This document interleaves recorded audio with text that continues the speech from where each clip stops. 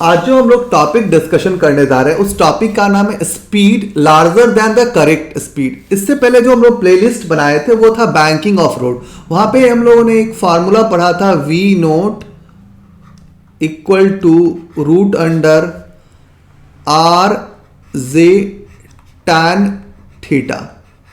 अभी जो हमारे पास कंडीशन दिया है कि V जो है वह ग्रेटर देन किसके है, V नोट के है। V नोट क्या है, हमारा करेक्ट स्पीड है, और V क्या है, हमारा लार्जर स्पीड है, जहां पे हम लार्जर स्पीड से कहीं पे टर्न कर गए हैं। तो थिंग्स की यहाँ पे सोचने वाला बात क्या है कि जब आप बहुत हाई स्पीड से कहीं पे टर्न करते हैं किसी बैंक रोड पे, तो क्या होता है कि आपको एक प्रिवेंटिंग फोर्स की जरूरत पड़ेगी कि वो फोर्स क्या करेगा कि आपको स्किड नहीं होने देगा।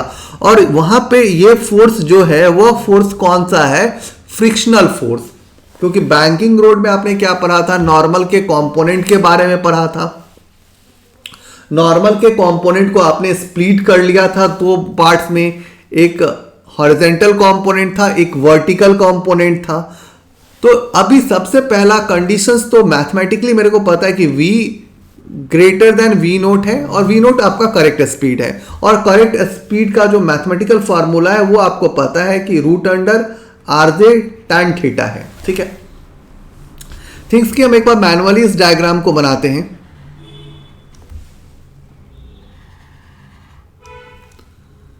जैसे मानिए कि अपने पास यहां पे एक कोई व्हीकल है,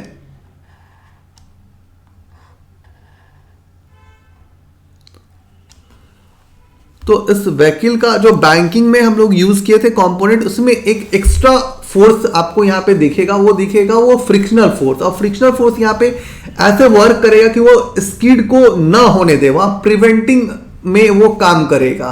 तो उस फ्रिक्शनल फोर्स का भी कंपोनेंट का जरूरत पड़ेगा आपको। तो थिंग्स की यहाँ पे हम थोड़ा सोच लेते हैं कि हम एक बार कंपोनेंट को मैनुअली ड्रॉ करते हैं। तो देखिए यहाँ पे नॉर्मल फोर्स किधर लगा है, तो नॉर्मल फोर्स ऐसे लगा है,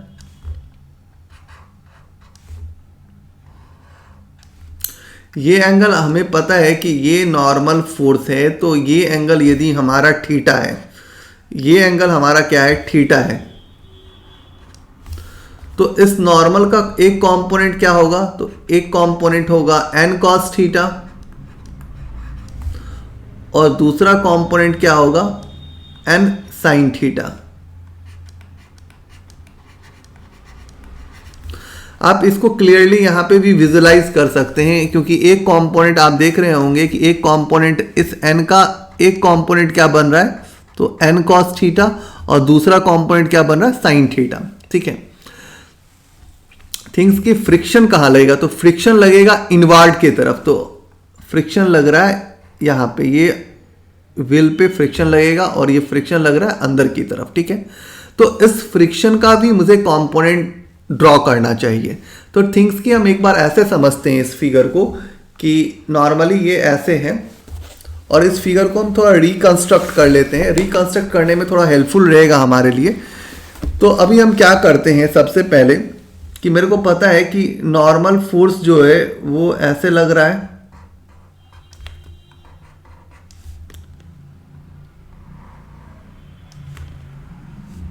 और ये एंगल थीटा हो गया है।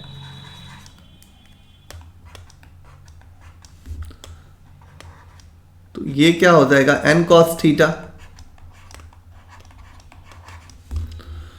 और n sin थीटा कहां लगेगा, तो n sin थीटा इस डायरेक्शन में लगेगा। थिंग्स की अब फ्रिक्शन कहां लगेगा, तो वो देखने वाली बात होती है। तो हम इस रीड्रॉ में जरा ध्यान से दिखाएंगे आपको।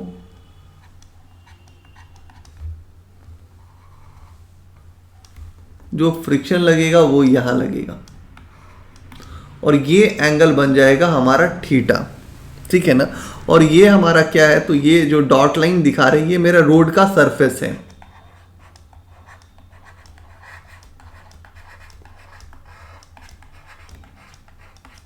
तो इस फ्रिक्शन, इस n का तो एक कंपोनेंट ऑलरेडी यहां पे लगेगा, वो क्या लगेगा, n sin थीटा। अब ये जो फ्रिक्शन है, तो फ्रिक्शन के साथ भी देखो ये एंगल थीटा है, तो ये भी एंगल थीटा बनेगा। तो ये एंगल थीटा बनेगा, तो ये क्या बनेगा, इसका कंपोनेंट, और वो कंपोनेंट क्या हो जाएगा, f cos थीटा। और एफ साइन थीटा कहाँ लगेगा, तो एफ साइन थीटा कहाँ लगेगा, नीचे की तरफ। थिंग्स की इस गाड़ी का वेट जो लगेगा वो कहाँ लगेगा, डाउनवर्ड। तो अभी यहाँ पे वेट की बात करोगे तो वेट किधर लगेगा, नीचे की तरफ। तो देखो जो फिगर हम लोगों ने यहाँ पे ड्रॉ किया था ऑलरेडी यहाँ पे पहले से हमने ड्रॉ कर रखा था। अभी क्या है कि ये जो एफ कॉस थीटा है ये दोनों सेम डायरेक्शन में है तो ऐड हो जाएगा, और एफ साइन थीटा और एम जी भी सेम डायरेक्शन में है तो ये दोनों ऐड हो जाएगा। अब बेसिकली कि अब जो हम लोग बात करने वाले हैं उसकी बात हम लोग शुरू करें कि अब रहा कि हम इन कंपोनेंट्स को राइट डाउन कर पाए इक्वेशन के फॉर्मेट में। तो सबसे पहले बात करते हैं N sine theta plus F cos theta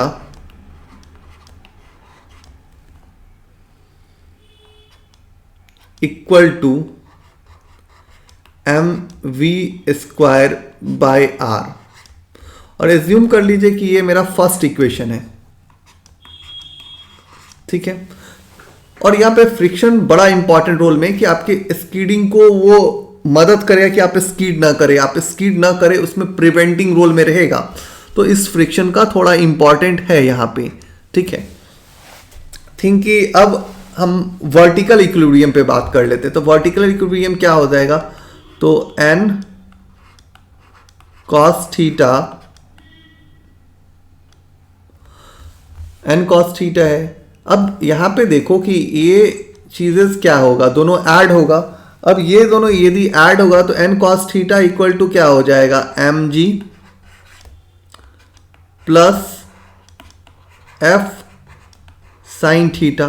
थोड़ा अरेंजमेंट को सही कर ले तो ये हम लिख सकते हैं N cos theta minus F sine theta equal to क्या हो जाएगा, m इंटू जी। और इस इक्वेशन को मान लेते हैं कि ये हमारा सेकेंड नंबर वाला इक्वेशन है, ठीक है।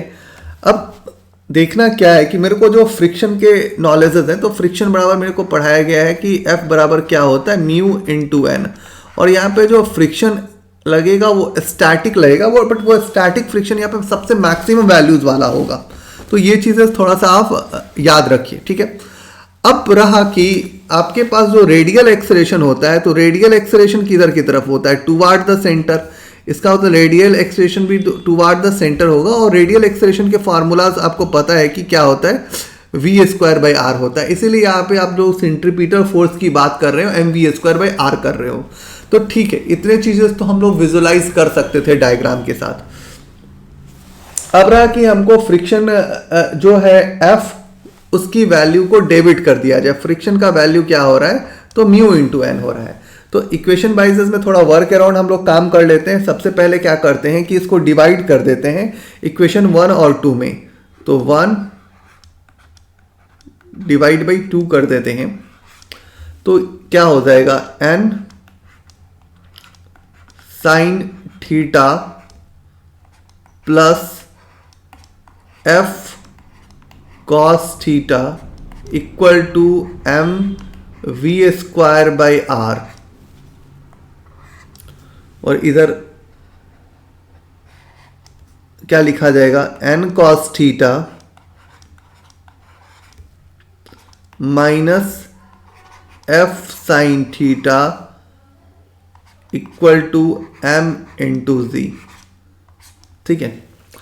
अब जैसे ही डिवाइड करते तो एक चीज तो गौर करना चाहिए मेरे को यहाँ पे कि कैंसल होने वाला टर्म कौन सा है। तो सबसे पहले हम क्या काम करते हैं कि इस इक्वेशन को थोड़ा मॉडिफाई करके लिख लेते हैं। मॉडिफाई में क्या क्या कर सकते हैं वो देख लीजिए। तो हम लिख सकते हैं एन साइन थीटा,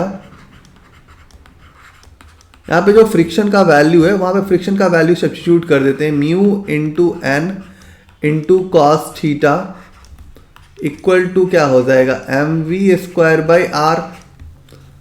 डिवाइड में क्या लिख दिया जाएगा, N cos theta minus mu N sine theta divide by क्या लिख लेंगे हम लोग, एम इंटू जी। अब देखो कि इसमें कौन कौन सा टर्म्स जो है वो कैंसिल होने के लायक है। देखिए यहाँ पे n है और यहाँ भी n है, कॉमन हो सकता है। तो यदि हम इस n को कॉमन कर लें तो क्या बचेगा, n को यदि कॉमन कर लेंगे तो क्या बचेगा, sign theta plus mu cos theta. अब इस दोनों में भी तो n कॉमन है, तो फिर से n को बाहर कर ले, तो n को बाहर कर लेते हैं तो बचेगा क्या, cos theta minus mu sine theta. अब इसमें से m को तो कैंसिल कर ही सकते हैं, तो वी स्क्वायर और इधर क्या बचेगा r इंटू जे। यहाँ से n और n कैंसिल हो सकता है, तो ये क्या बच रहा है, sign theta plus mu cos theta. मतलब कंडीशन ऐसा आ रहा है कि हम लोग लिख सकते हैं sine theta plus mu cos theta divide by cos theta minus mu sine theta equal to V square by R J. ठीक है, अभी ये वाला जो इक्वेशन आया है, इसमें हम क्या करते हैं, थोड़ा सा tan के टर्म में इसको लिखते हैं। तो tan को टर्म में लिखने के लिए मेरे को क्या करना पड़ेगा, ऊपर नीचे cos थीटा से डिवाइड करते हैं। तो sin थीटा को यदि डिवाइड करते हैं यदि cos से, तो sin थीटा को यदि cos थीटा से यदि डिवाइड किया जाए तो एक ट्रिगोमेट्रिक रिलेशन मिलेगा, वो मिलेगा tan थीटा। तो इस फॉर्मूले को थोड़ा हम यहाँ पे अंडरस्टैंड कर रहे हैं। तो साइन बाय कॉस क्या हो जाएगा, tan थीटा। यहाँ पे कॉस से यदि डिवाइड करोगे तो क्या होगा कि कॉस और कॉस वाला टर्म कैंसिल हो जाएगा। फिर यदि इसमें करें तो कॉस से यदि डिवाइड करें कॉस को तो क्या हो जाएगा, 1 हो जाएगा। और इधर इसको करेंगे तो क्या हो जाएगा, म्यू और tan थीटा हो जाएगा इक्वल टू कंडीशन क्या आ जाएगा, V square by R into J.